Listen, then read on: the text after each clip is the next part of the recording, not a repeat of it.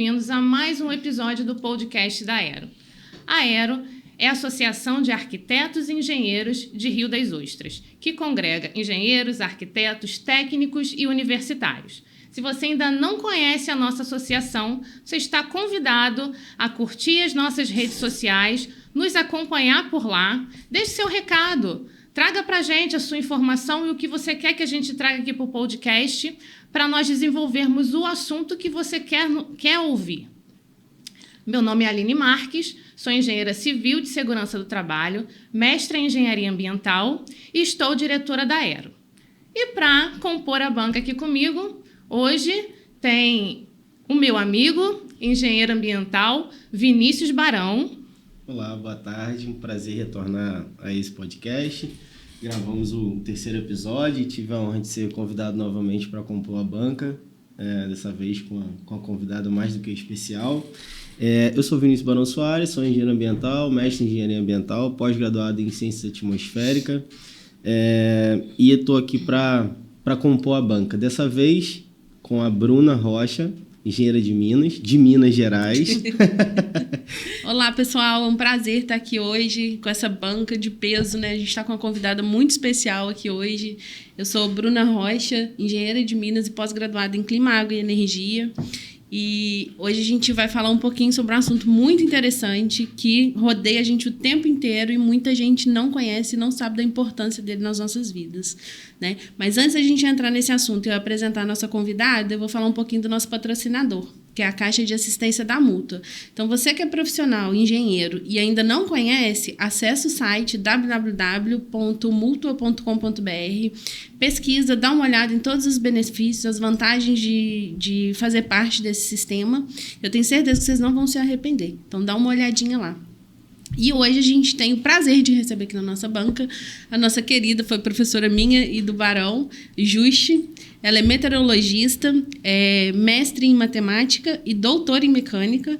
Então, com certeza, é uma convidada de muito peso que nós vamos receber aqui hoje para bater um papo muito legal. Olá, pessoal. É realmente um prazer estar aqui, né? Ainda mais na presença, né, de dois amigos, né? E eu considero que tenho muitos ex-alunos que são amigos, né? Profissionais, gabaritados, né? Dedicados às suas carreiras, pessoas maravilhosas, né? E realmente é uma honra estar aqui na associação e poder falar um pouquinho da minha área, né? O prazer é todo nosso, né? E hoje a gente queria bater um papo, Justo, que você contasse um pouquinho pra gente, né? Sobre a história da meteorologia no país, para as pessoas ficarem mais por dentro do assunto, né? Da importância, como é que isso aconteceu no nosso país, quando isso surgiu, toda a sua carreira, né? Tudo que está envolvido aí nessa sua história. Então, para começar, conta um pouquinho para a gente sobre a história da meteorologia no Brasil, quando ela surgiu. A preocupação com meteorologia, né, ela data do início do outro século, né? Mas ela era muito feita junto com o pessoal da astronomia, né? O observatório que tinha no Rio de Janeiro, né, ele tratava não só de astronomia, como de meteorologia também. Em termos profissionais, né, da formação do meteorologista enquanto carreira universitária, ela começou no início da década de 60, né?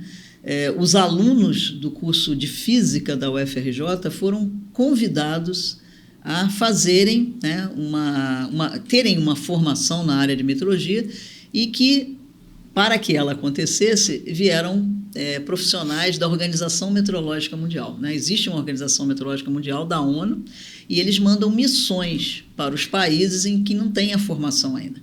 Então, com alguns professores desses que vieram de outro país e mais o pessoal da física, formou-se a primeira turma de graduados, né, que ficou sendo bacharéis em física, modalidade meteorologia.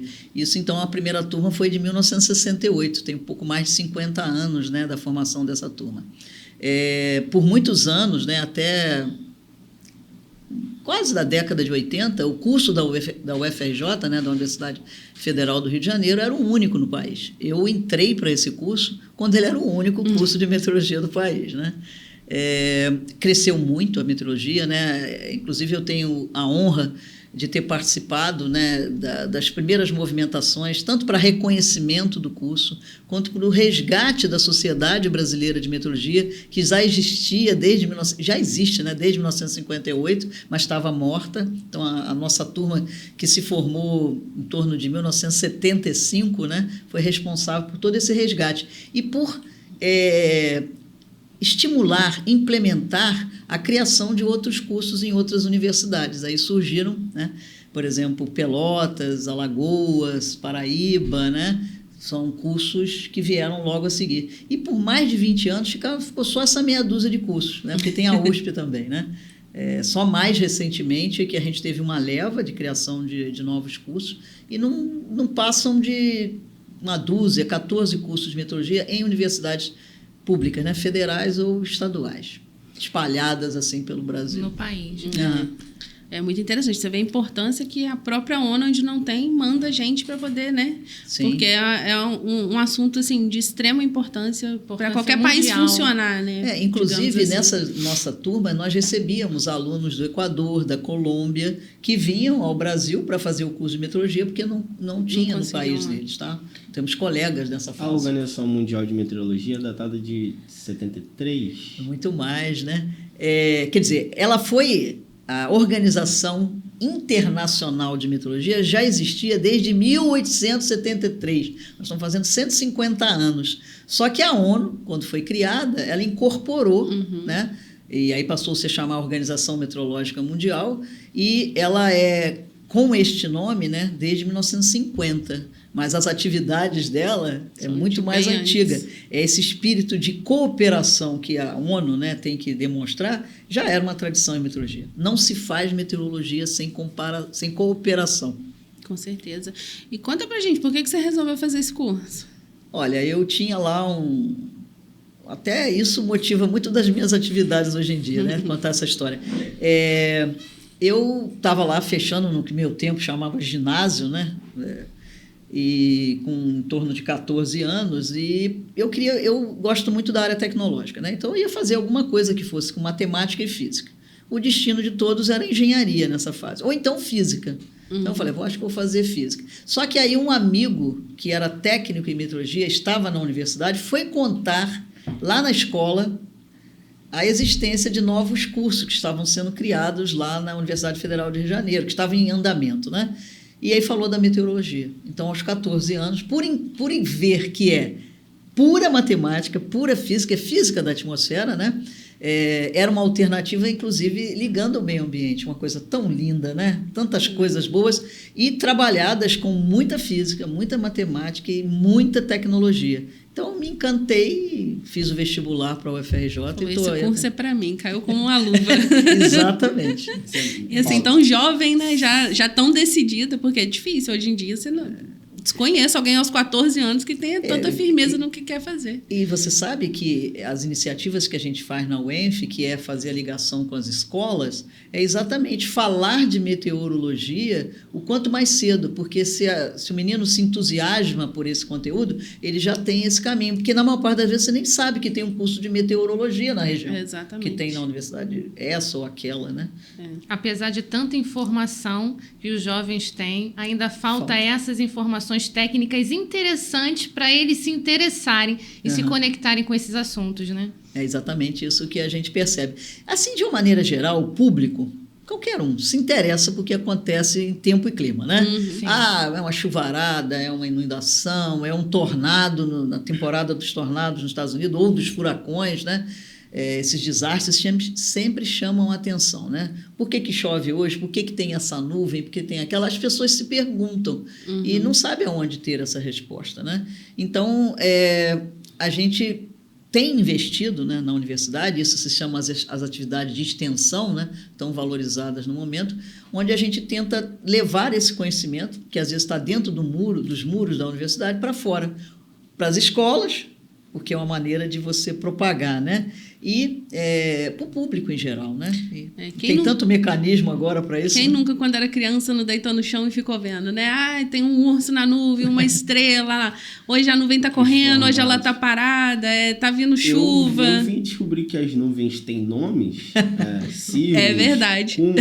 cumulonimbus e tal, quando eu vim fazer o curso de ciência atmosférica. Porque até então eu não tinha a mínima noção disso, porque se eu olhar uma nuvem e observar de maneira leiga, beleza, a nuvem está mais cinza, mais escuro, está mais claro, está carregada ou não, mas agora se analisar com o formato dela, de acordo com o formato dela, a característica do clima, né, e do tempo o que ele representa, eu vim aprender lá.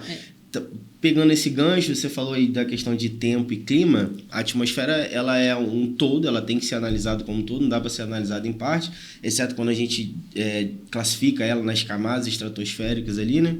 Mas tem uma coisa que eu também fui observar lá e aprendi lá no curso, que é a diferença entre tempo e clima.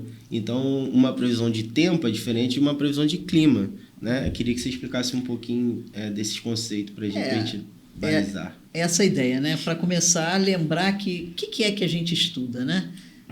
O foco do nosso trabalho é essa camada de gases, né, que envolve a Terra, a atmosfera. Ela é indivisível e o que acontece num ponto impacta no outro. Mas existe uma dificuldade da maior parte dos profissionais que não são da área, né? Essa diferenciação, que é muito importante, inclusive por causa da metodologia de trabalho. Tem muitos repórteres, né?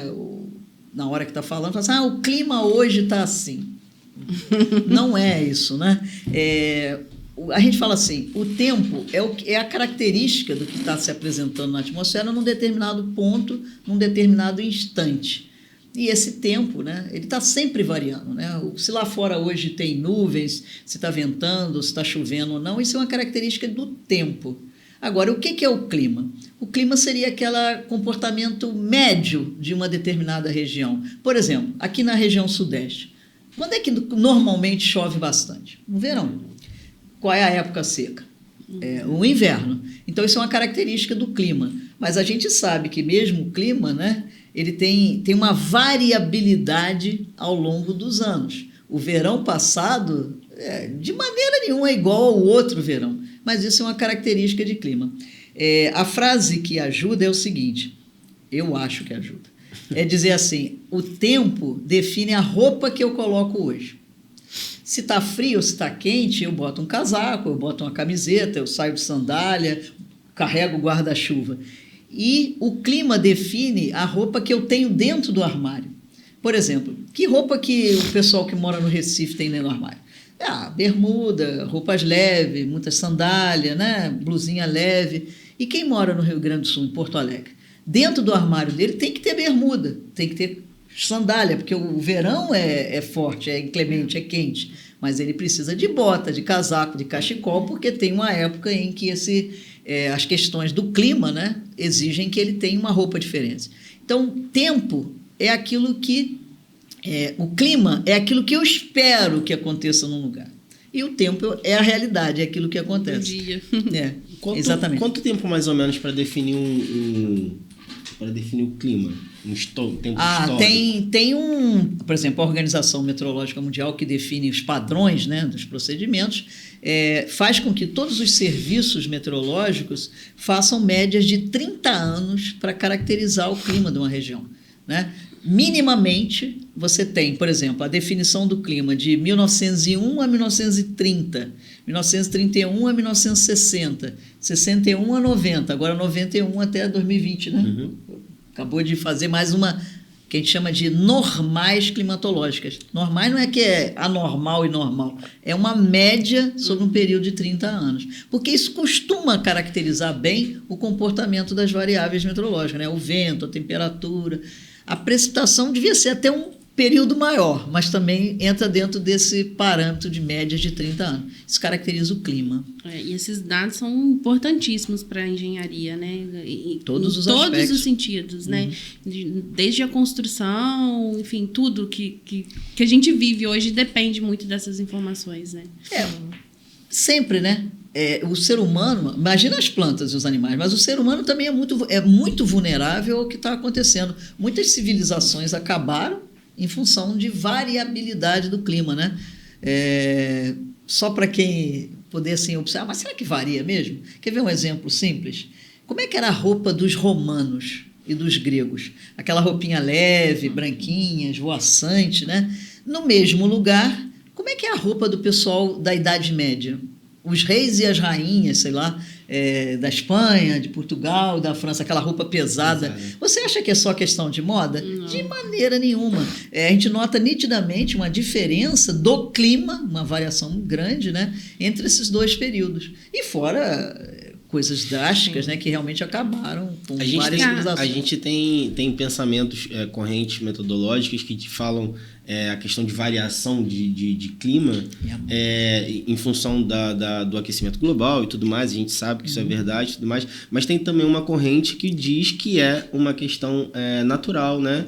Que acontece ao longo dos anos. Então tem essas duas correntes de pensamento e são coisas a serem ponderadas, a serem colocadas na balança. Eu acho que para a gente, né, que é da área, que estuda isso, a gente percebe bem que as duas coisas estão acontecem, né? A gente tem a variabilidade climática, né? De um ano nunca é igual ao outro, dá para mostrar isso nas séries, nos mapas, onde vocês quiserem, né? Agora, o que a gente tem observado, né, e que essa é a discussão, é o que se chama agora, né, do aquecimento global e uma possível mudança no clima. Se você olhar 400 mil anos, sei lá quantos milhões de anos, o clima varia. Por quê? Porque se vem mais ou menos radiação solar, se você tem impactos, né, em termos de posicionamento de correntes oceânicas, tudo isso impacta o clima. Aliás, o sistema climático é a composição disso tudo. Né? Não é só a atmosfera, aquilo que a gente vê. A Terra é viva, né? Ela modifica o tempo todo. Por exemplo, se você tem ou não cobertura do gelo sobre o Ártico, isso impacta. Os testemunhos de gelo e até os anéis das árvores são testemunhos vivos. Dessas variações. variações. Agora, o que se preocupa, a grande preocupação agora é a ingestão na atmosfera dos gases, né? Esses gases, eles têm a capacidade de absorver mais a energia que é emitida pela Terra, né? E aquecer. É como se fosse um grande cobertor a nossa atmosfera. Aliás, melhor com o efeito estufa do que sem ele. Se a gente não tivesse a atmosfera e não tivesse esses gases que a compõem, a temperatura média do planeta seria 33 graus mais baixa do que é hoje. Hoje a média de temperatura é 15 graus. Seria menos 18. Quem viveria num planeta como esse? Sem contar que temos um grande escudo protetor, né? Sim. Por exemplo, o Sol manda para a gente, para começar o Sol, radiação no comprimento de onda do raio-x. E se esse raio-x chega aqui, a gente não estaria aqui. Outra radiação que vem do Sol, que é prejudicial também, que é o ultravioleta, que já é absorvido lá em cima pela camada de ozônio. E você deve estar se referindo também aos meteoros, né? Se você é bombardeado por corpos celestes, né, ele queima, na maior parte das vezes, ele não consegue passar pela atmosfera, né? Então ela nos protege. Cadentes, lindas. Ela nos Lindas protege. longe, né? Exatamente. O que eu vejo na construção civil, isso é muito importante, principalmente hoje que nós estamos relacionando isso com eventos extremos. Sim. Ainda bem, porque não adianta pegar dados de sempre aconteceu assim, mas temos os eventos extremos e esses são importantíssimos. Porque quando a gente vê um alagamento, nossa, por que não suportou? Porque não foi consultado e pesquisado um evento extremo naquela região. Mas você sabe que, embora algumas pessoas duvidem, nós tivemos o testemunho que aconteceu nesse verão, né? Por exemplo, em Macaé, eu sou de Macaé, trabalho em Macaé, no momento moro em Macaé, a gente nunca viu a quantidade de chuva que caiu no dia 30 de novembro passado, né? Algumas monografias de colegas de vocês, né, mostravam que a partir de 168 milímetros por dia já era considerado um evento que tinha uma probabilidade de menos de 1% de acontecer. No dia 30 de novembro, ali do lado do mirante, né, da lagoa onde eu moro, ali na Amaral Peixoto, deslizou.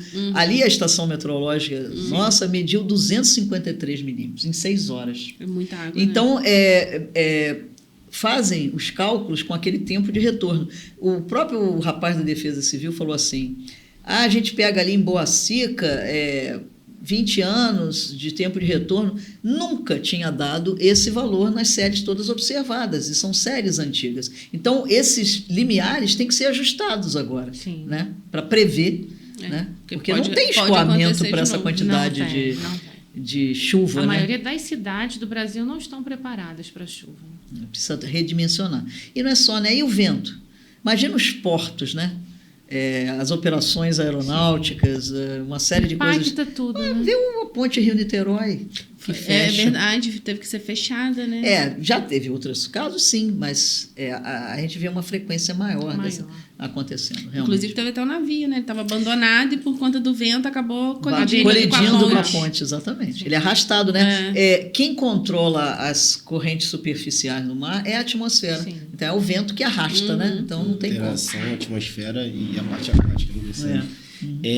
Acho que, seguindo nessa linha de evento climático e tudo mais, a gente já falou de tempo e clima, mas eu acho que quando a gente vê a previsão do tempo, né, passando nos telejornais e tudo mais, a gente vê falar muito de El Niño e de Laninha. Acho que é uma coisa também que fica confuso na cabeça das pessoas. Acho que é uma oportunidade bacana para a gente poder tentar exemplificar e falar sobre. Então, vamos aproveitar e falar logo. Gente, imagina o seguinte: a atmosfera é um fluido, o oceano também é um fluido. Principalmente densidades diferentes é o que os distingue, né? Então, tanto a atmosfera impacta o oceano, por exemplo, ressacas, previsão de ondas. Quem faz esse tipo de previsão são os serviços de meteorologia, porque quem determina isso é o que está acontecendo na atmosfera. Aí o que o Vinícius está comentando é o outro efeito. Você tem o planeta coberto por 70% de oceano, né, de água, né? Essa superfície, esse meio, ele tem características diferentes. E a atmosfera está em cima. É um fluido que responde a tudo que está embaixo, seja continente, seja oceano. O que o Vinícius está comentando, o que é El Niño, o que é Laninha? É você olhar para aquela enorme bacia do Pacífico, né? Porque é quase metade da Terra, né? Ali é a bacia do Pacífico, e observar que tem épocas em que a temperatura da superfície do mar naquela região está com temperaturas acima do normal, ou seja, acima da média ou abaixo da média, né? Nós tivemos os últimos 2 anos sob influência de Laninha, que é quando aquela parte do oceano está com médias de temperatura abaixo, está com valor de temperatura abaixo dessa média. Então, tem um impacto. O que se diz agora é que começou um El Niño e que ele deve ser forte e duradouro, né? Então, o que acontece com uma atmosfera que é aquecida de baixo para cima, onde o oceano está quente? Então, é muita evaporação, é muito vapor d'água e ar subindo. Isso é a condição ideal para formar chuva. Então, e outra coisa, se o ar sobe num lugar em função disso, ele tem que descer em outro lugar. Então, como esse El Niño surge... a condição de instabilidade, né? Exatamente. E de compensação, né? Conservação de massa, né? Se sobe num lugar, tem que descer no outro. Como esse El Niño pode estar aqui, num ano, e pode não estar, o ar que subia aqui descia, por exemplo, na Amazônia. Se isso muda de lugar, esse aquecimento no Pacífico, pode não estar, vai descendo no Nordeste. Então, ele impacta não só na direção leste-oeste, mas também norte-sul. O que acontece nessa região vai mudar regiões nos Estados Unidos, na Austrália, na América do Sul, né? São sistemas que a gente chama de teleconexões. É aquilo que acontece na atmosfera e no oceano repercutindo, sendo levado em termos de efeito para regiões remotas do planeta. Está tudo interligado, o oceano está interligado, a atmosfera está interligada. Então, são fenômenos que determinam o clima da próxima estação do próximo ano. Agora explica pra gente, Uxa, é muito comum, né, em tempos de WhatsApp, a gente receber aquela mensagem assim: esse inverno vai ser o mais frio dos últimos 100 anos, o Rio de Janeiro vai ter temperaturas quase chegando a zero, chuvas extremas, porque tem a previsão meteorológica para isso, e aí costumam mandar até algumas imagens de satélites com algumas simulações. Por que rola essas conversas, né? Primeiro, deixar bem claro o seguinte: Em termos de desenvolvimento, a previsão do tempo, essa de até 7 dias, até 15 dias, ela está muito bem equacionada, muito bem, dá resultados muito positivos, tá? É sempre melhor a previsão nas latitudes mais altas do que perto dos trópicos, mas mesmo assim está muito boa. Ela é melhor no inverno do que no verão. Mas essa questão que você está falando seria a previsão do clima. Isso ainda é um limite do conhecimento no mundo todo, não é no Brasil não, tá? Então, quando alguém vem e diz, principalmente na região sudeste, que vai ser assim o assado o clima, é chute, pode ser. Não, os modelos que a gente usa, a ferramenta mais eficiente que a gente usa para fazer tanto previsão de tempo quanto para previsão de clima, ela tem um limite. E ela é boa para algumas regiões e não é tão boa para outras. Então, por exemplo, se alguém ficar falando que na região sudeste vai ser assim ou assado, ele não tem skill, não tem habilidade essa previsão. Pode dar certo, como pode não dar. É chute. Tá? Quando tem El Niño, por exemplo, tem regiões, como é o caso do Nordeste e o Rio Grande do Sul, que tem um sinal. E aí os modelos percebem isso. Deve chover menos no Nordeste, deve chover mais no Rio Grande do Sul. Mas aqui, onde estão as principais hidrelétricas, os nossos reservatórios, não tem habilidade, né? Então, é difícil. Isso está no limiar do conhecimento. A comunidade internacional toda trabalhando para que melhore. Então, eu digo para os meus alunos que eu via até a previsão do tempo chegar na qualidade que é hoje. E que eu espero que até eles chegarem na minha idade, a previsão de clima esteja resolvida. Tem algum sinal? Tem, mas ela não é perfeita. É até complicado espalhar esse tipo de informação, né? Porque o pessoal que é leigo cria um certo terrorismo com a população ali, né? E fica todo mundo apavorado, principalmente pessoas que moram em zona de risco, que a gente sabe que geralmente são pessoas que têm menos conhecimento, né? Às vezes têm menos estudo, então lê aquilo ali, às vezes não consegue entender como esses modelos são feitos, né? Por que isso é divulgado. Né? Assim, acho importante ter essa divulgação e as pessoas entenderem que são apenas modelos, né? Como você disse, são chutes, para que não crie esse terrorismo. Óbvio que precisa ser observado, né? O que está acontecendo para tomar as medidas necessárias. A gente até tem a previsão que não é chute, mas nós sabemos o grau de certeza que eu posso botar naquilo não. E o problema do WhatsApp, dessa divulgação, é que muitas vezes está mostrando uma imagem, tem uma chuvarada, aquilo é de 3, 4, 5 anos atrás, não é naquele momento, né? E o objetivo é causar pânico, né? E aí um dia desse mesmo eu olhei, estavam mostrando lá, falei, gente, eu juro que eu vi essa chuva ano passado. Igualzinho. A gente que acompanha, né? Fala assim, gente, olha aí se não é a mesma coisa. Né? Não é. Então as pessoas... Tem gente que gosta Quais são as disso. fontes mais seguras? A dos serviços de meteorologia, né? Você tem o INPE, o Instituto Nacional de Pesquisas Espaciais, tem o Instituto Nacional de Meteorologia, que tem os seus sites e que divulga os alertas e as tendências, e tanto a previsão de tempo quanto as tendências climáticas. E é daí que tem que vir a fonte. O CEMADEM, né? O Centro de Monitoramento de Desastres Naturais, né? São órgãos oficiais que têm engenheiros, oceanógrafos, meteorologistas, pessoal da computação e que trabalha para que a informação seja correta. Só que muitos pegam essa informação e fazem outro uso, deturpam, né? Sei lá. E realmente tem atualmente algumas empresas fazendo terrorismo também. Eu acho que você usou a palavra perfeita. As pessoas precisam entender que isso é uma tendência, não quer dizer no caso do clima. Não quer dizer que isso vai ocorrer, né? Pegando esse um outro viés aí, a gente falou de tecnologia, falou né, da questão de engenharia, de como ela evoluiu de lá para cá e como você espera que ela esteja evoluída, né, de agora em diante. Em 2010 a gente teve o evento, né, do Morro do Pumba, em 2011 na região serrana, né, a questão climática atacando a vida humana lá de forma muito, muito grave. E aí até aquele momento, em 2011, foi quando criou-se o sistema de alerta, né, de cheias, e aí o INEA investiu forte nisso e até aquele momento era isso que a gente tinha. De lá para cá, desses eventos extremos de lá para cá, precisamente lá de 2011, o que a gente evoluiu em termos de tecnologia, em termos de engenharia, em termos de acertabilidade na previsão, como que a gente está hoje em dia com relação a isso? São duas questões que precisam ser tratadas, né? Por exemplo, infelizmente, muito do que se faz na administração pública reagir ao problema, né? Então, em 2010, quando houve aquela questão no Morro do Bumba, né, o prefeito do Rio falou: ninguém sai de casa, foi a melhor coisa que fez, e ele investiu na compra de um radar para a cidade do Rio de Janeiro. Tá? Isso já existia o Alerta Rio, que hoje é o COR, né, Centro de Operações de Rio, que é maravilhoso. Tem profissionais trabalhando 365 dias por ano, 24 horas por dia, e nada acontece sem que isso seja visto. Tá? E eles têm esquema de reação, porque também não adianta você fazer a previsão se não tem um mecanismo de reagir. No caso da região serrana, o estado do Rio de Janeiro, todo mundo sabe que ali é uma fonte de problemas, que vai ter deslizamento, exatamente, que vai ter, os rios vão transbordar, etc. Só que a gente já falava, né, que a solução era a compra dos radares meteorológicos. E não acontecia, porque são equipamentos caros, né?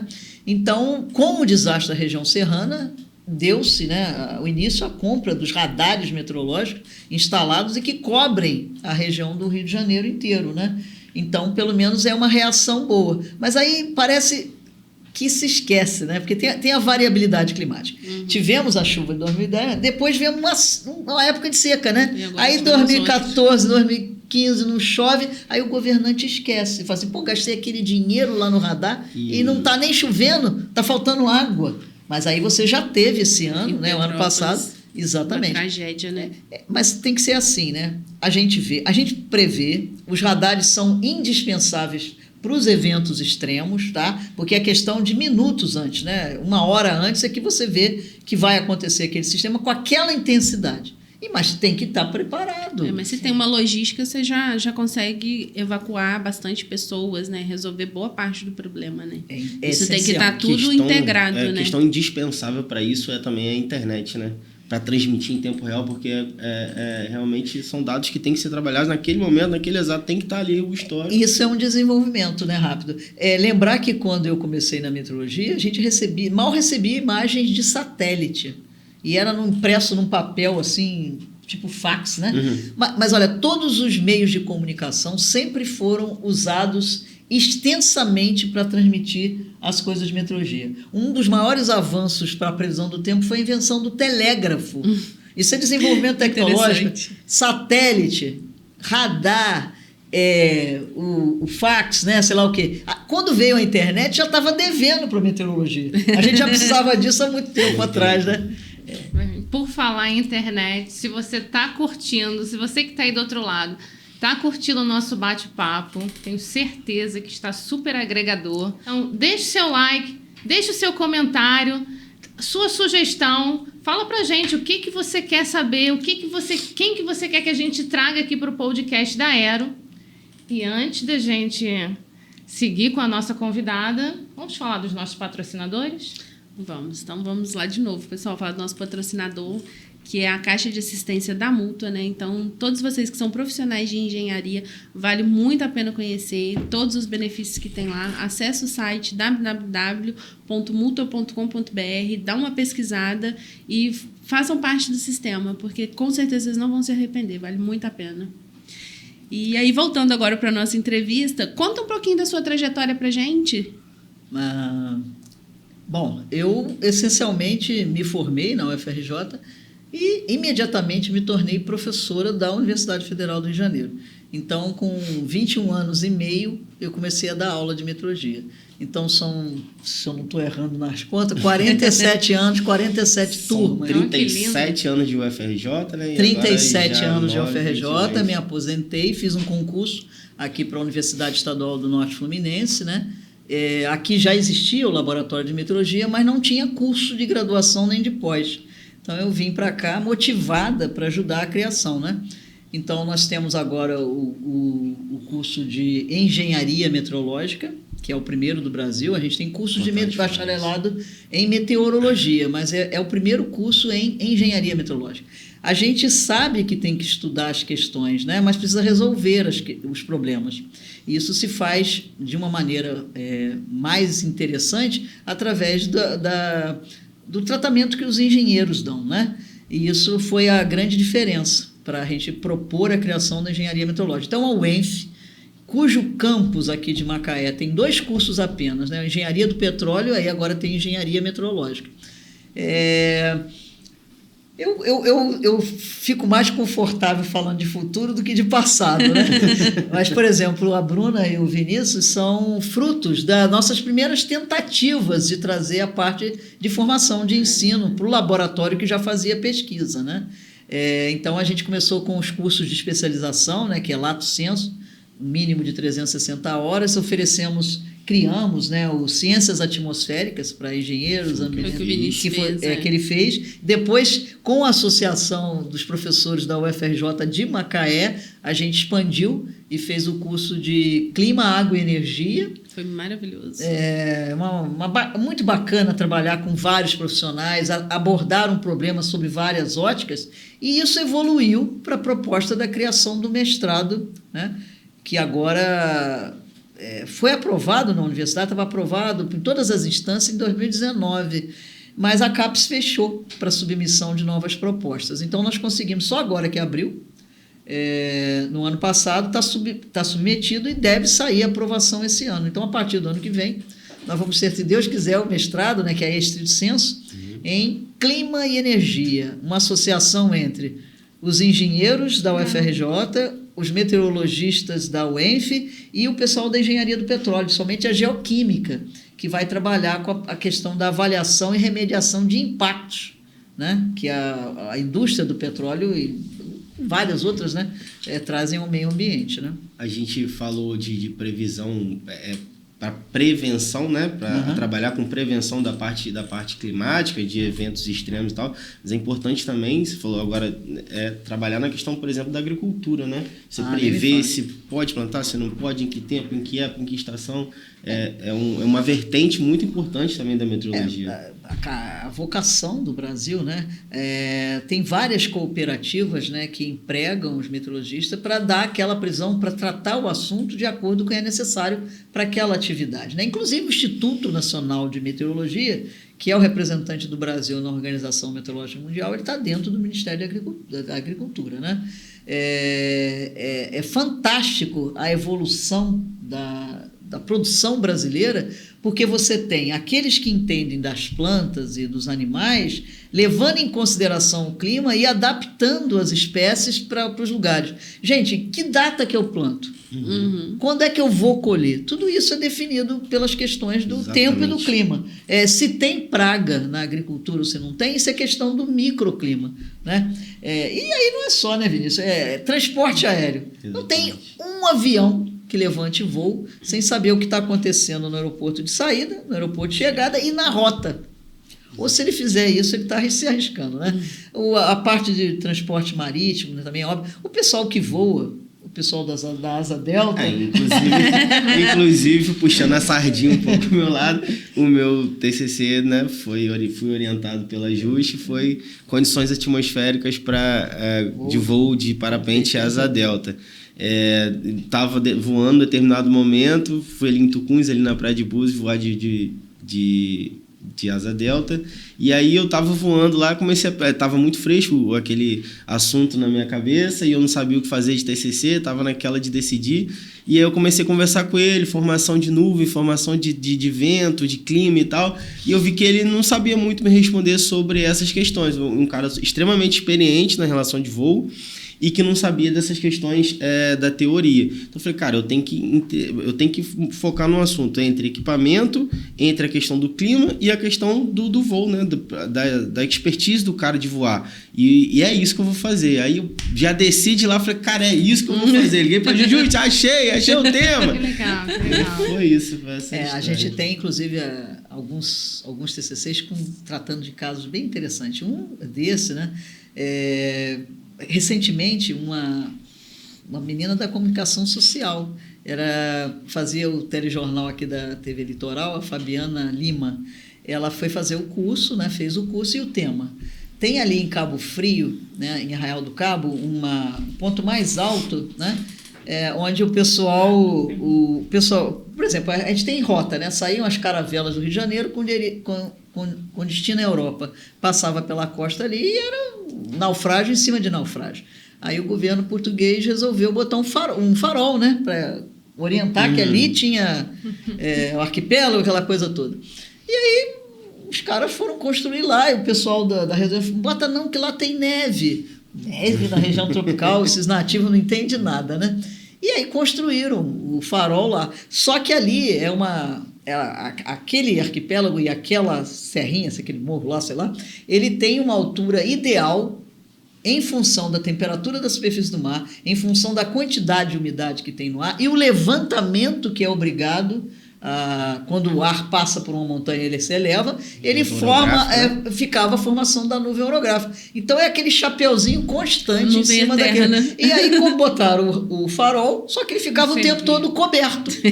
E depois de não sei lá quantos anos, viram que os nativos... Não era neve, era névoa, nevoeiro, né? E tiveram que mudar o farol de lugar para atender isso. Então, quer dizer, uma questão econômica, né, que une conhecimento, que tem importância histórica e técnica, né? Hoje virou ponto turístico, né? A região ali é linda. E observar que aquela nuvenzinha lá quase o tempo todo sempre, é fantástico, É bacana, assim. E ela pegou esse eterna, tema, né? Que ela está ali desde sempre. E coisas da região que só conhece quem tem esse conhecimento empírico. É igual o pescador. Eles conhecem muito olha, vai chover. Como que vai chover? Tenho certeza, vai chover. E vai chover. A gente vê, por exemplo, lá no Rio, eu moro na beira da praia, né? Tem o pessoal que vende, né, as coisas na praia.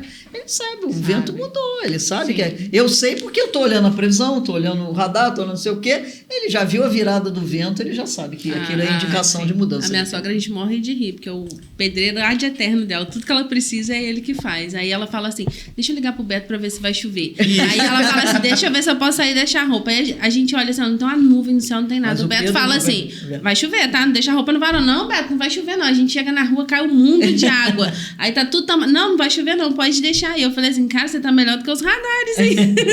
É a experiência, né? Isso, inclusive, é aquele negócio... percepção, né? Bárbara, porque você conhece os sinais locais. Isso é muito importante. Né? É, o microclima.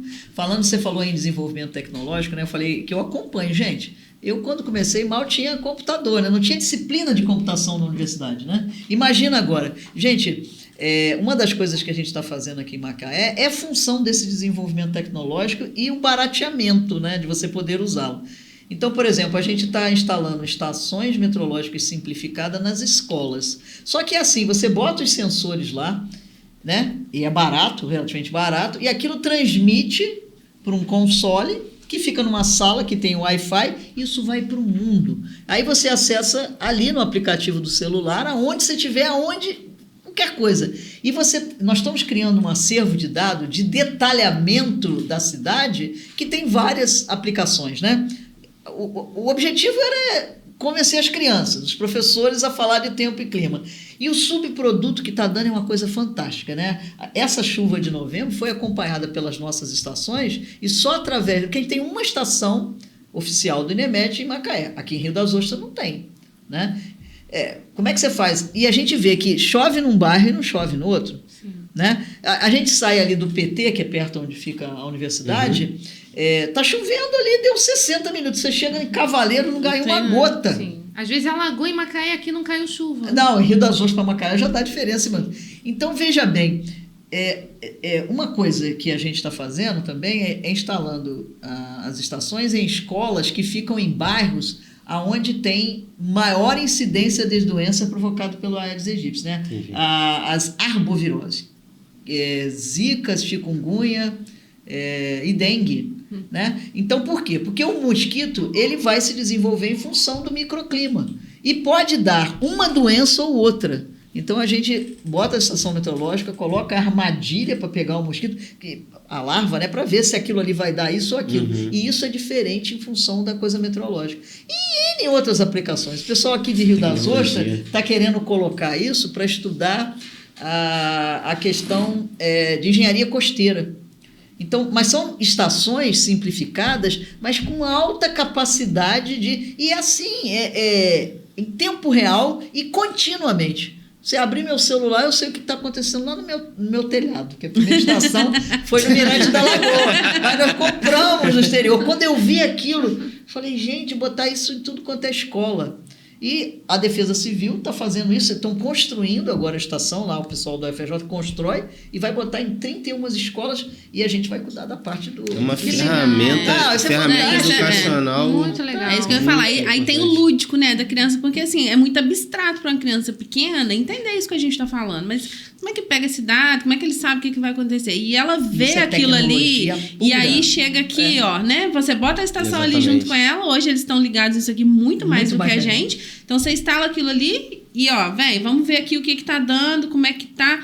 Assim, isso aí é para ter a formação de novos profissionais na área, porque o que a gente aprende quando é criança vai refletir muito Para na o resto vida da adulta vida. da gente. Inclusive, gente, tem 2 aqui em Rio das Ostras, viu? Se vocês quiserem depois ver qual é o nome do aplicativo, divulgar legal, e interessante. registrar. Você sabe onde são? Sim, uma na escola Jacinto Xavier e outra no Parque dos Pássaros. meu vizinho. Secretaria Municipal de Começou que ali, legal. né? Minha vizinha nem sabia que tinha, ó. E você pode saber ao vivo quanto, né? Se está chovendo, você está vendo, Sim. né? Mas quanto que já choveu sobre a sua... E a gente acessa o aplicativo. hora. Botar ali, você abre agora o que está acontecendo.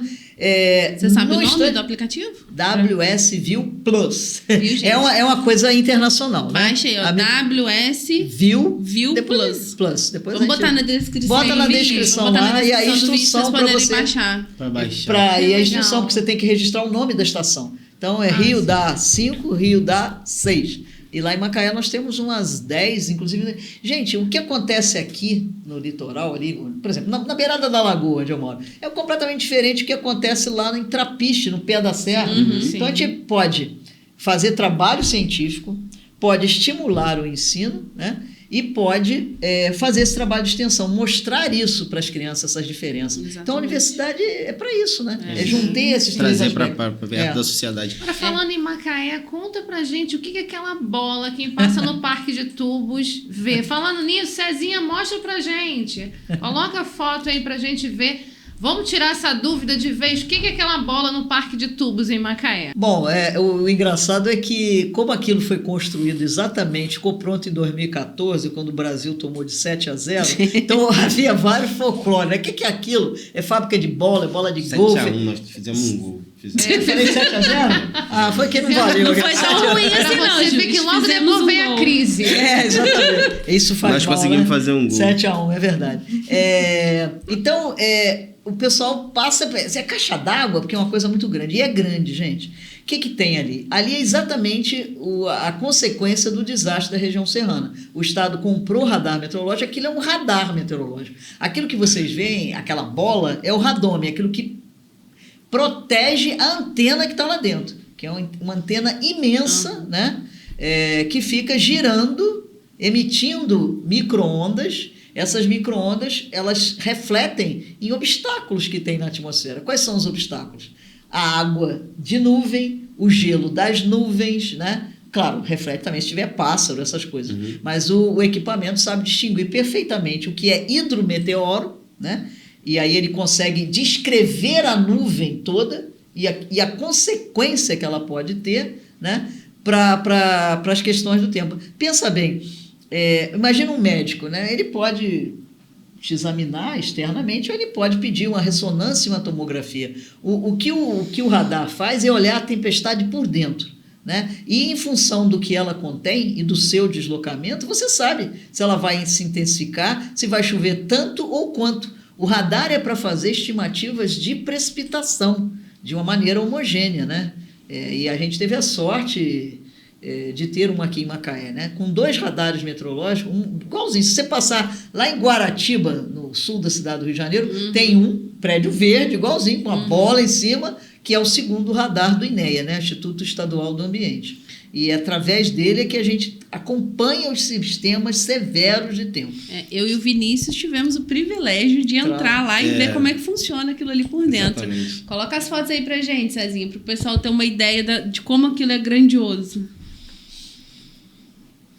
Vocês são os computadores, né, Justo? Que ficam embaixo recebendo as informações, né? Isso aí ele manda o sinal ele controla, manda o sinal para a antena, né?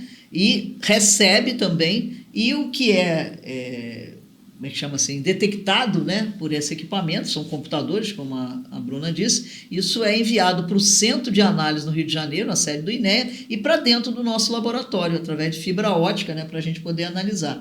Isso é... As nuvens que são causadoras de eventos extremos são as cumulonimbus, né? Aí a antena dentro. Só que a gente é desse tamaninho, assim, perto. Tem foto aí antena. Com a gente aí dentro. Olhando assim, parece que é bem pequeno. E essas numerações? Isso aí é o seguinte, isso aí é montado goma a goma, essa coisa. Só que foi um dos primeiros radares que essa firma vendeu para o Brasil.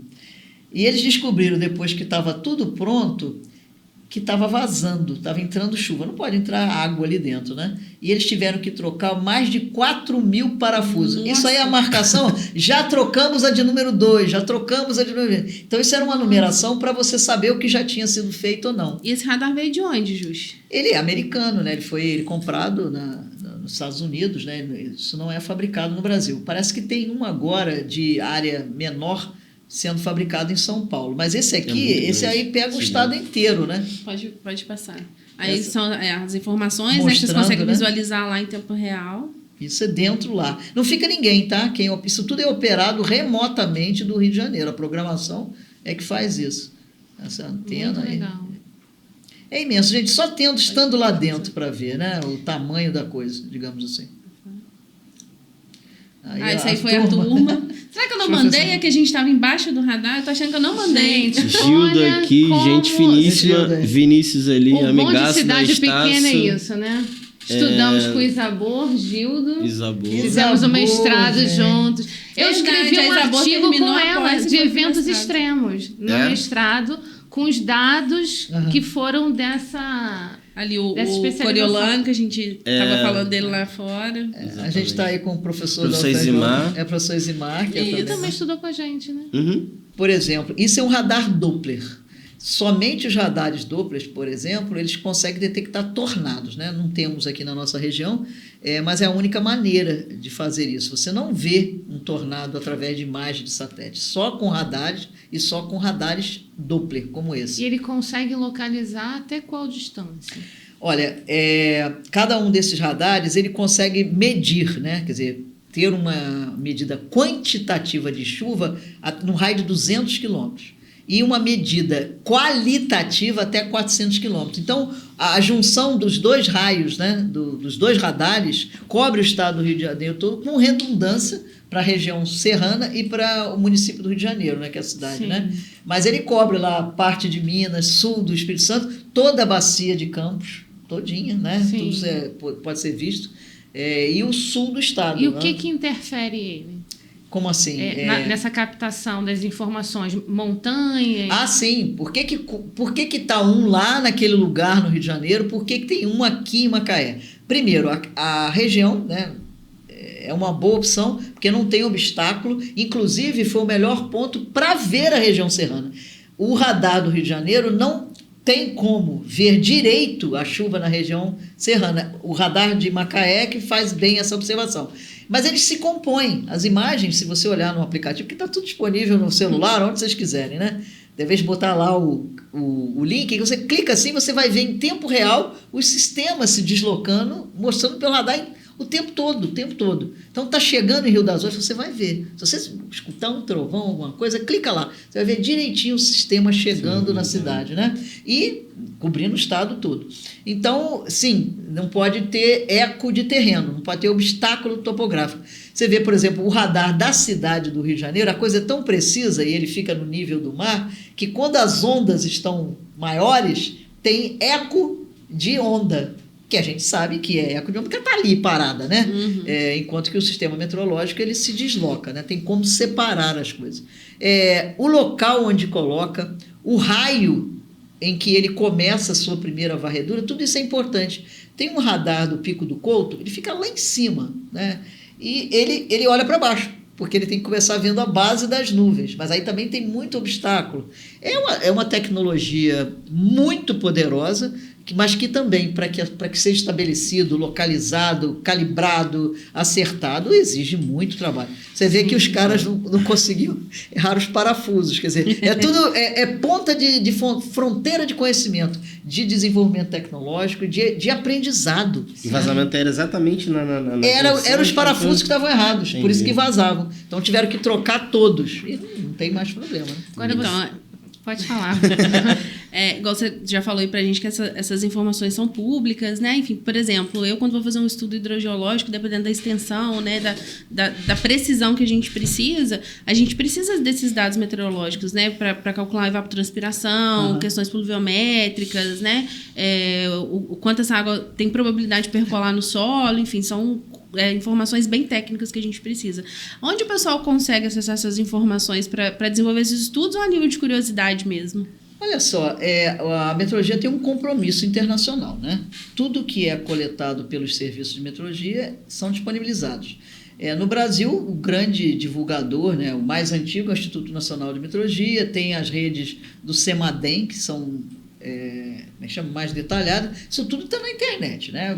Sabendo lá, está lá disponível. Não sei, tem imagens de satélite desde não sei quanto, né? No caso do radar, é mais fácil conseguir o que está acontecendo no momento. Para estudo, que é o único interesse, né? Tem as imagens gravadas. Você imagina a quantidade, o armazenamento que tem que ser para isso. Os dados do NEMET, você entra lá com o endereço, quero cidade tal, período tal, frequência mensal, horária, diária, você escreve tudo então, lá embaixo. Fala para o pessoal que é leigo no assunto, que não sabe, os principais sites que a gente pode entrar para pesquisar essas informações. O INMET, né? INMET, Instituto Nacional de Meteorologia, o CPTEC do INPA, que é do INPE, né? Centro de Previsão de Tempo e Estudos Climáticos, né? Depois pode botar, a gente pode botar os endereços. Esse do INEA, que é o do radar, em tempo real, você clica e você vê o deslocamento sobre a sua região e as outras, né? Quem está no estado do Rio de Janeiro tem isso.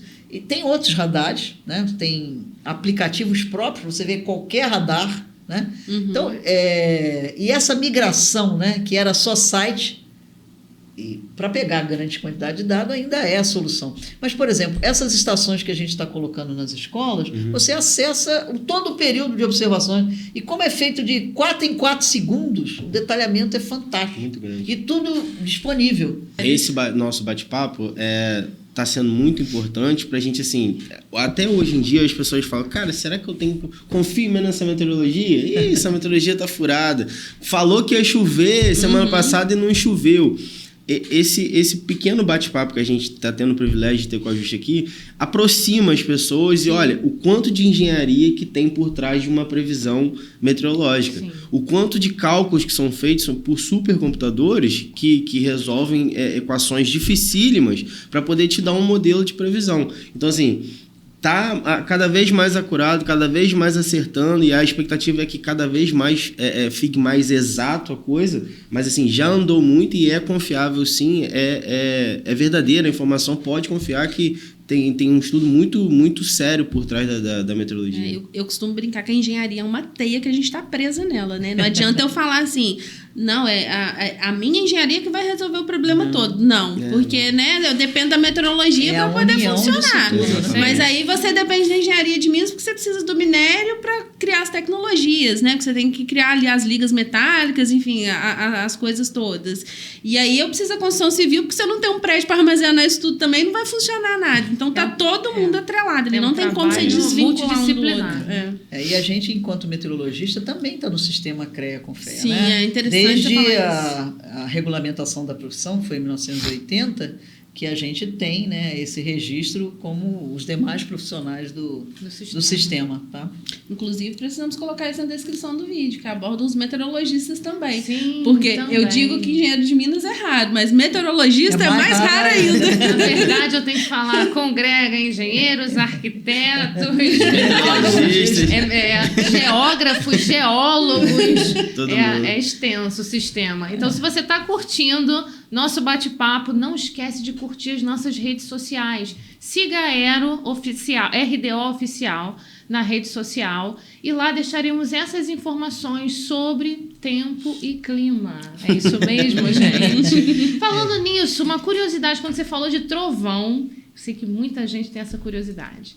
Caiu um raio, conta o tempo, quando que vai vir o trovão. Meu filho fazia parte lá do Instituto Federal do projeto de astronomia. E ele falava, mãe, ai meu Deus, mãe, presta atenção, tá longe. Não, meu filho, fala direito. Agora eu vou perguntar a pessoa certa. Fala para mim sobre isso. Você tem que imaginar o seguinte, né? O que é um fenômeno só, né? A descarga atmosférica, que só sai de nuvens cumulonimbus, que são nuvens com grande profundidade. Profundidade, no nosso caso, tem uma grande extensão vertical, né?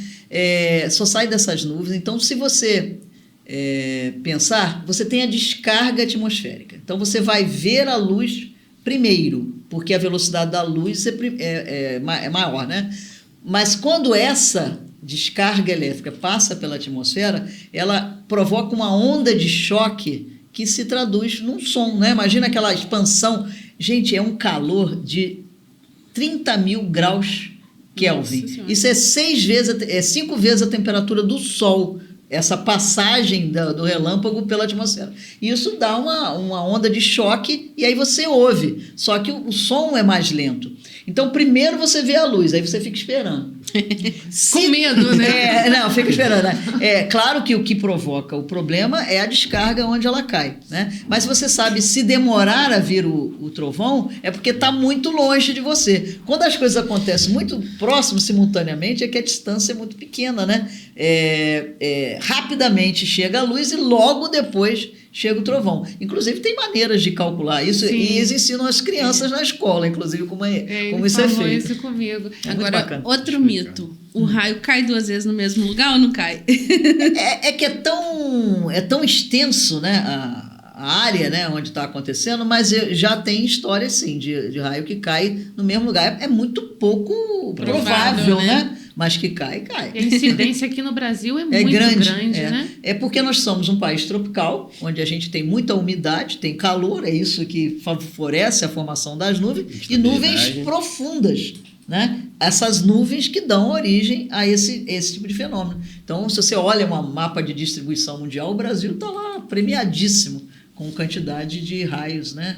Então, mais uma vez, a gente vai agradecer ao nosso patrocinador aqui hoje, que sem ele a gente não estaria tendo esse papo com essa pessoa maravilhosa que está compondo a mesa aqui hoje com a gente, que é a Multa. Então, você que é engenheiro, né? Acesse o site, conheça os benefícios de ser um associado da Multa, tenho certeza que você não vai se arrepender. É só acessar lá, www.multa.com.br, e depois você me conta. Tenho certeza que você vai gostar dos benefícios. E aí, Justo, uma coisa que acontece aqui que é relativamente frequente na região, e aí vem aquela história, né? Meu Deus, é o fim do mundo, o que está acontecendo? Que é aquela nuvem extensa que já aconteceu várias vezes ali na costa, né? Em Macaé, ali na região da Orla, que a gente chama de nuvem de rolo, que é uma nuvem linda, enorme. Explica pra gente o que é isso. Aquilo ali é um efeito combinado, né? Mas essencialmente, por que ela tem aquele formato de rolo, né? É porque ali é um canal onde está havendo uma variação muito grande da velocidade do vento. É aquilo que a gente chama de cisalhamento vertical, né? Numa área pouco extensa, você tem uma aceleração daquele movimento e acaba, por causa desse movimento, provocando a formação desse vórtice, né? E a nuvem sai naquele formato de rolo. Eu, por exemplo, que morei a vida toda no Rio, né? Eu nunca tinha visto aquilo, embora aconteça. Eu tenho algumas fotos lá na praia, na orla do Rio de Janeiro. Mas eu só fui começar a chamar a atenção porque aqui é mais frequente. Então, volta e meia, a gente pode tirar uma fotografia dessa. Não é nada perigoso, mas é lindíssimo, né? É muito e é um lindo. efeito da atmosfera, né? Característico, que porque assim, gente, quando venta, não venta igual em todos os níveis. E é o fato de ter essas diferenças, de ter esse cisalhamento, é que você pode ter como origem aquela nuvem ou essa nuvem profunda que são, por exemplo, a nuvem cumulonimbus. A palavra cisalhamento é tão comum para nós, né?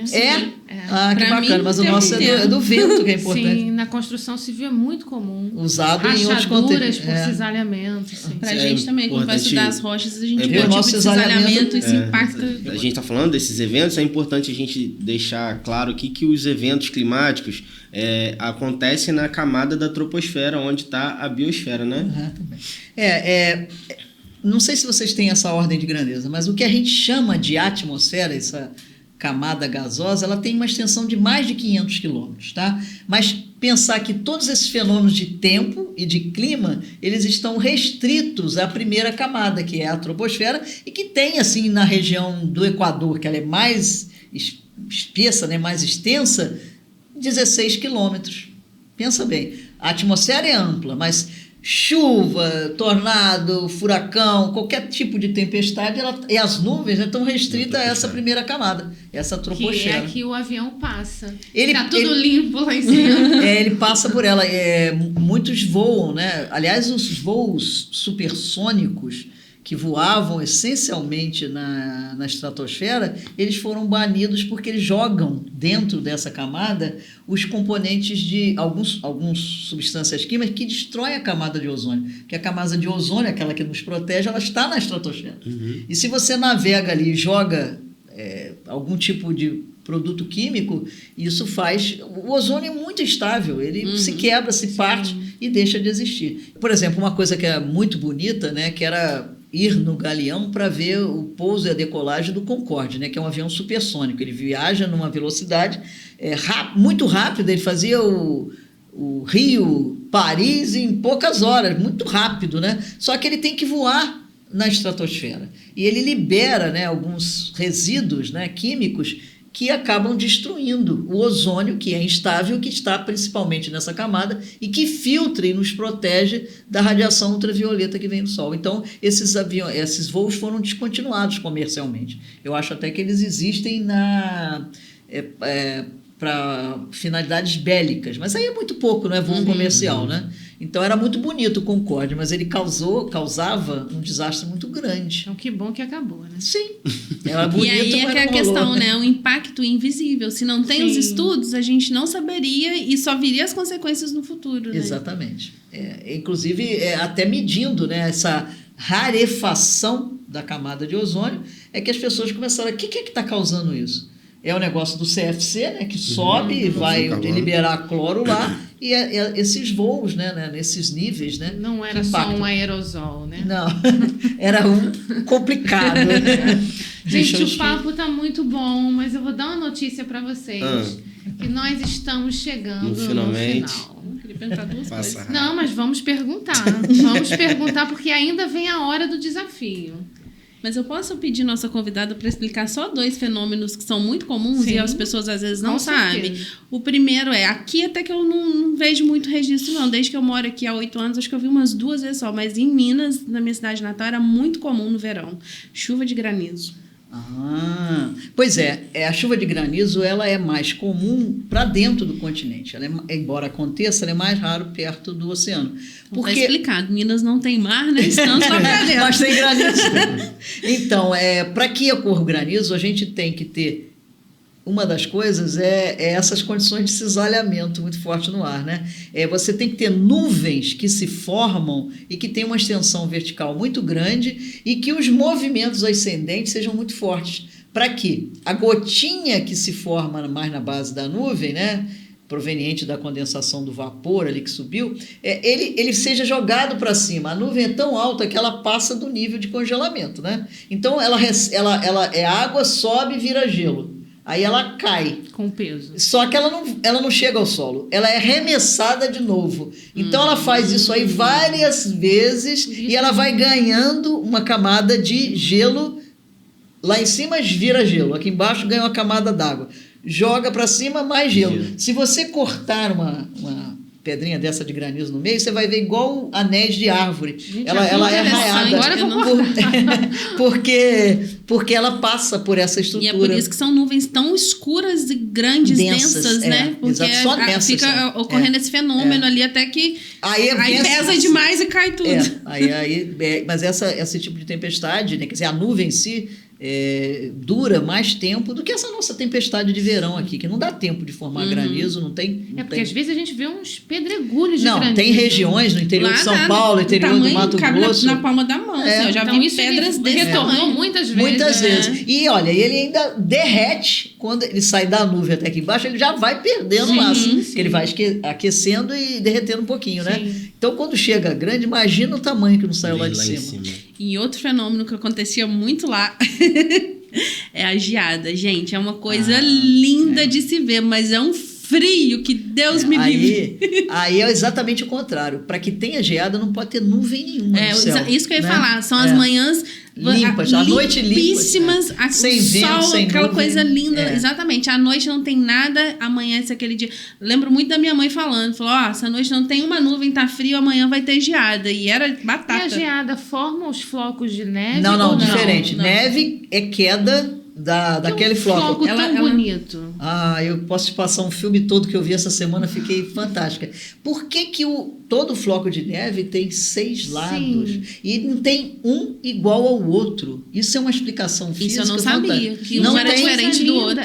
Nossa, tem N fotografias desses flocos e cada um com formato diferente. Você classifica, etc. São processos que é assim...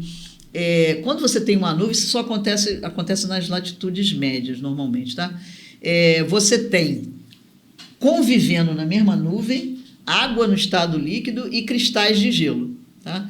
Isso, a natureza não consegue que essa convivência permaneça. A água vai evaporar em favor do cristal de gelo. Então, o cristal de gelo vai aumentando. Só que aquilo é um sólidozinho que vai caindo na atmosfera e ele se parte em N pedacinhos que se juntam de novo e se juntam nos mais diversos formatos. Então, eu nem tenho essa expertise para explicar exatamente por que são 6 lados, até eu vi a explicação essa semana. Agora, por que são diferentes? Que eu suponho, né, eu acho que é fácil de ver, se você quebra em vários pedaços e se juntam, qual é a probabilidade de quebrar igual e formar igualzinho? Nenhuma. Não, e é fantástico, isso é assim, quase toda a precipitação das latitudes médias, pensa assim, Estados Unidos, Argentina, Europa, ela sai da nuvem como neve, só que ela derrete no caminho, então ela cai no formato de chuva, de água, mas ela partiu como neve. Agora, a geada é a formação do gelo sob a superfície. É uma camada bem fininha, assim, e se você pôr a mão, imediatamente ele já vira água. Mas lá no sul não é bem assim, não. Demora até o meio-dia. Digo da minha experiência, né? Porque lá não é tão frio quanto o sul. É um fenômeno semelhante ao orvalho. Só que, se a temperatura não cai muito, que é o que acontece mais aqui para a nossa região, no início do outono, o vapor d'água que está no ar, ele vai virar água no estado líquido, isso é o orvalho. A geada é sublimação, é o vapor que está no ar que se transforma em gelo, ele passa direto para gelo, porque a temperatura da superfície está abaixo de 0 graus, é a temperatura do ponto de orvalho. Prometo que é a última, antes de você encerrar. Não, eu tô adorando a aula. Acho que a gente vai fazer um podcast 4 horas. Conta pra gente, você vai olhar aqui no celular, aí tem a temperatura mínima, máxima, probabilidade de chuva e tem o tal do ponto de orvalho. O pessoal deve ter curiosidade em saber o que é esse ponto de orvalho. Isso é uma medida de umidade, tá? Se você tem uma temperatura, que chama de temperatura do ponto de orvalho alta, significa que eu tenho muito vapor no ar. A temperatura do ponto de orvalho baixa significa que eu tenho pouco vapor no ar. Mas o que é a temperatura do ponto de orvalho? É assim, aqui nesse ambiente vocês não estão vendo, mas tem vapor. O vapor é invisível. Tá? Então aqui você tem vapor. Se eu abaixar a temperatura dessa sala, vou abaixando, vai chegar um ponto em que o vapor que está aqui vai começar a se condensar em cima das paredes. A temperatura na qual isso ocorrer é a temperatura do ponto de orvalho. Então, se tem muito vapor d'água, basta que eu abaixe um pouquinho a temperatura e vai haver condensação. Essa é a temperatura do ponto de orvalho para essa quantidade de vapor no ar.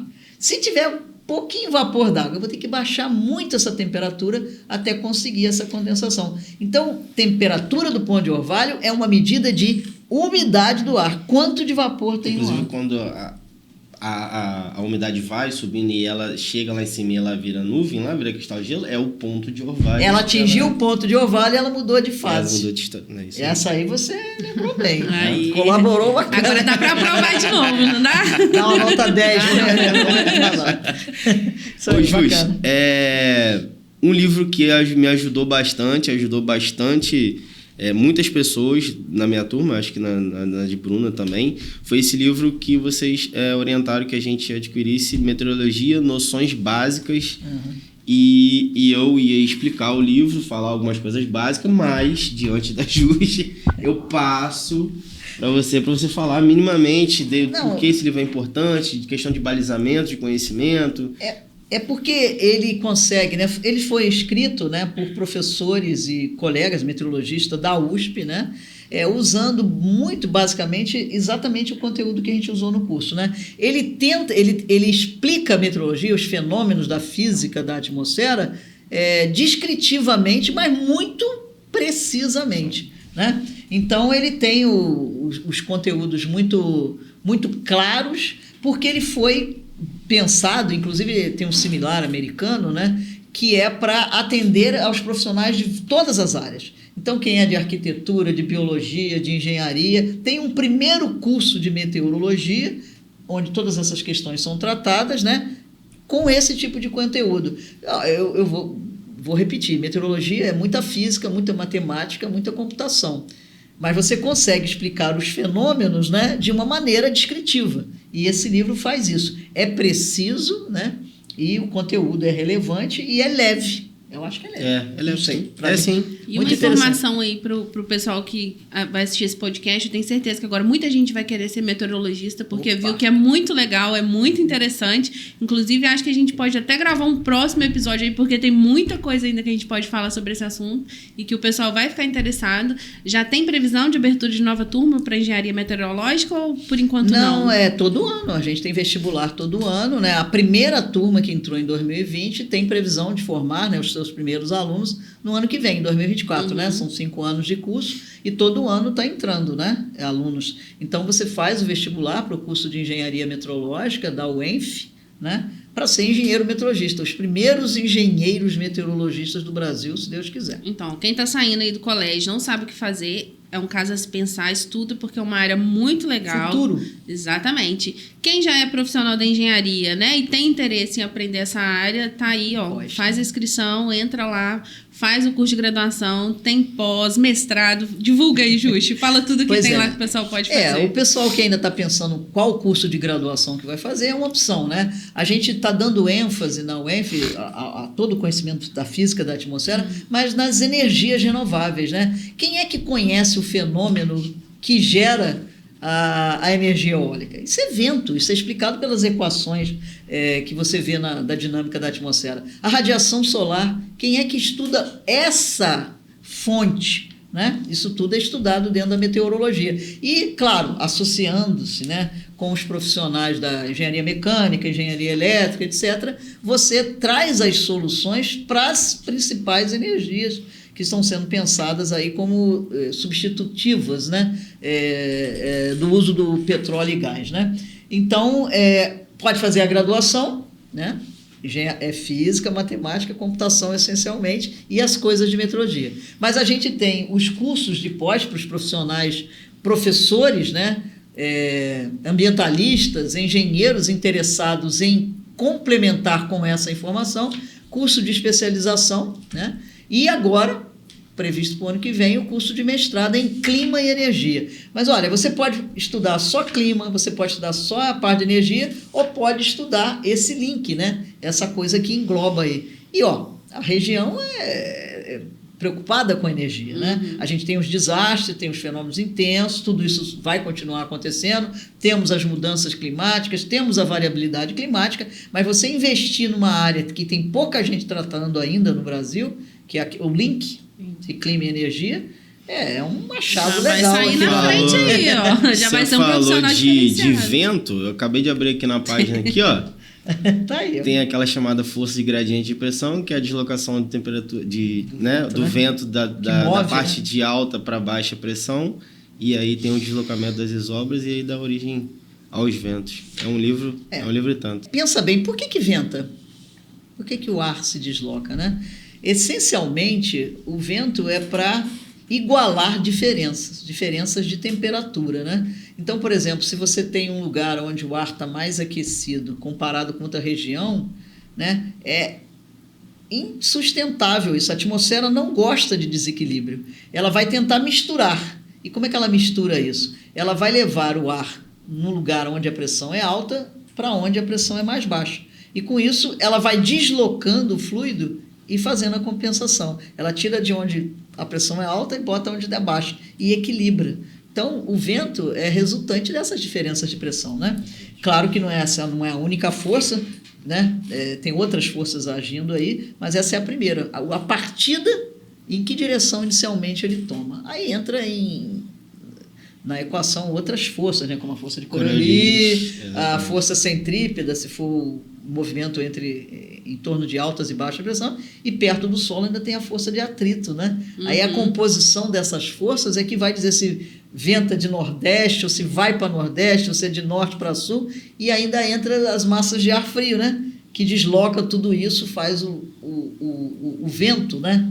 A direção do vento girar em torno de características interessantes. Isso tudo aí, ó, linka com a minha profissão. Porque isso tudo, né, vai gerar intemperismo, vai alterar a característica de rocha, o que a gente vai encontrar em determinado lugar, onde vai ter cobertura de material, onde não vai ter, né? Então, gente, está tudo linkado. Então, meteorologia é uma boa para quem está pesquisando aí o que quer fazer no futuro. Precisaremos marcar um outro bate-papo. Precisaremos, com certeza. Porque eu tô aqui na aula, ó. Prestando atenção na aula, gente. Eu amo aula boa. Como diz Almir, a gente sabe quando o podcast tá legal no sentimento do Cezinha.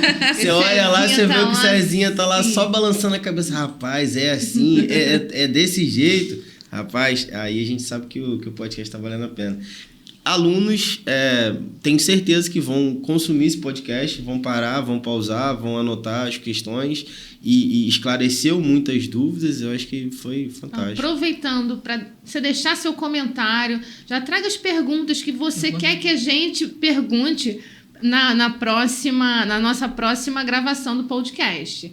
Então, estamos aqui já nos comprometendo a ter um próximo encontro. E não deixe de curtir as nossas redes sociais. Siga nosso Instagram, nosso LinkedIn, YouTube. Deixa lá o seu joinha. E outra coisa muito importante, não esqueça de acessar o site da Mútua. Veja os benefícios da Caixa de Assistência dos Profissionais do Sistema CREA-CONFEA. Antes da gente terminar, temos a hora do desafio. Ninguém te falou, né? Ninguém me falou disso. Surpresa. Se tivesse me avisado, talvez eu não viesse. Bem, a hora do desafio pode ser uma brincadeira, uma pergunta, para você deixar uma mensagem, um bate-volta rápido. Mas eu acho que eu vou passar a hora do desafio para as pessoas que te conhecem melhor. E eu acho que Bruna vai poder te desafiar de uma forma deixou nessa muito justa, legal. porque ela não me falou que a hora do desafio seria Então, o minha. desafio é bom por conta disso. Por isso que é desafio. Eu já vou passar a honra para Bruna. Eu trouxe o livro como contribuição, da outra eu trouxe, né, como leitura assídua e tudo mais. Então, vou fazer essa honra para Bruna. Vou deixar ela com essa hora do desafio. Então, conta pra gente, assim, alguma história, alguma coisa que aconteceu nesses anos todos que você está envolvida com isso, que, assim, foi emblemático para você, que te marcou de uma maneira que você nunca esqueceu e que você acha que vale a pena compartilhar com a gente. Nossa, tem bastante coisa. Talvez nos primórdios, né? Eu não sei se vocês sabem, né? Eu sou casada com um meteorologista, né? Muito raro. 2 meteorologistas casados. É porque as energias se atraem.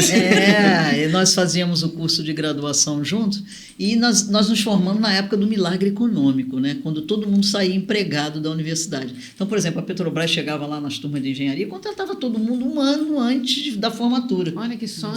No nosso caso, no último ano ia se formar a turma de meteorologia, veio o pessoal do Centro Técnico Aeroespacial, do CTA da Aeronáutica, né?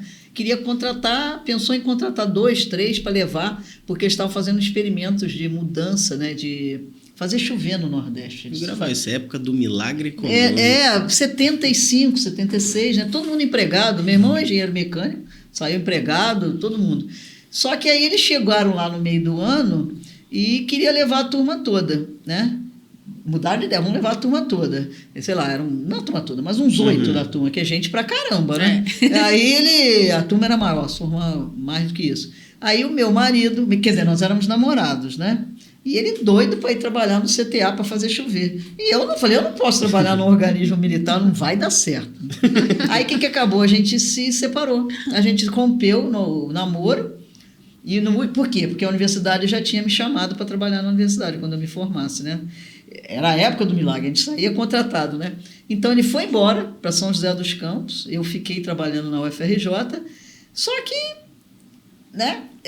Aí tinha amigos comuns, aí estava todo mundo jovem, casamento, né? Então uma colega lá do trabalho da universidade ia casar, ele sempre foi muito amigo de todas as professoras, né? Ele veio para o casamento dela. Aí nós reatamos o namoro, né? E aí o que aconteceu? Ficamos 3 anos. Ele vinha todo fim de semana de São José dos Campos para o Rio. De vez em quando eu ia para lá. E agora inverteu, né, gente? O jogo virou. Eu estou trabalhando há 10 anos em Macaé, pelo menos nos primeiros 5 anos aqui, eu ia todo fim de semana no Rio, porque ele não podia sair do Rio, né? Ele continua na UFRJ, ele também é professor da universidade, né? Depois de 3 anos, eles trouxeram ele do CTA para trabalhar na universidade. E aí, são 45 anos. Olha, gente, trabalhando 24 horas por dia. Os alunos brincavam com a gente. Como é que quando vocês chegam em casa, né? Cada um sobe por um elevador, né? Que é para ter o que contar de diferente, senão não tem o que contar. Mas é muito trabalho junto, que muito história parceria. legal. A meteorologia é linda, mas o amor é mais lindo ainda. Agora parabéns para vocês, parabéns. Que legal. Foi um prazer te conhecer. Eu agradeço muito que você tenha aceitado o convite da Bruna para vir conversar conosco. E para mim foi um prazer mesmo, como eu já estou aqui interessadíssima, mas chegamos ao fim. E eu vou passar aí a palavra para vocês, agradecer a nossa convidada para a gente encerrar o nosso podcast. Eu tenho que dizer assim, que mais uma vez, né, Vinícius, foi uma honra a gente estar aqui, tendo mais uma vez uma aula, que é uma pessoa pioneira, né, no país, podemos dizer assim, nesse assunto que é tão importante. E assim, eu tenho certeza que esse podcast vai levar muita informação, é interessante para as pessoas que às vezes não têm tanto conhecimento, não sabe, né, tudo que está envolvido por trás disso, acha que é só se vai chover ou não, e aqui a gente viu que tem muita coisa envolvida nisso, e tem muito mais. Se a gente ficar aqui, nós vamos ficar horas conversando. Então assim, eu só tenho a agradecer você ter aceitado o convite, eu tenho certeza que todo mundo vai amar esse bate-papo, e já deixamos aqui, vou reforçar o convite para a gente marcar um próximo episódio, para a gente vir falar um pouquinho mais, porque o assunto é interessante e a convidada mais ainda, né? Eu costumo dizer, a palavra convence, o exemplo arrasta. E Justa é um exemplo vivo de competência, dedicação, acima de tudo. Muito obrigado por prestar todo esse conhecimento para a gente, enquanto sociedade civil organizada. E foi realmente um prazer. Obrigado. Prazer foi meu, né, gente?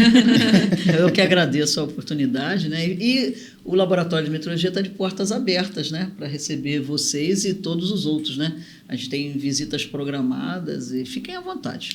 Então, fica aí o convite dela. Quem tiver interesse, é só entrar em contato. Tenho certeza que ela vai receber vocês muito bem, igual ela sempre recebeu a gente lá. E foi uma grande honra. Eu queria agradecer a todo mundo que participou aqui hoje, porque foi um bate-papo muito legal. Antes da gente encerrar, nossa convidada ganha um presente, uma lembrança do nosso podcast.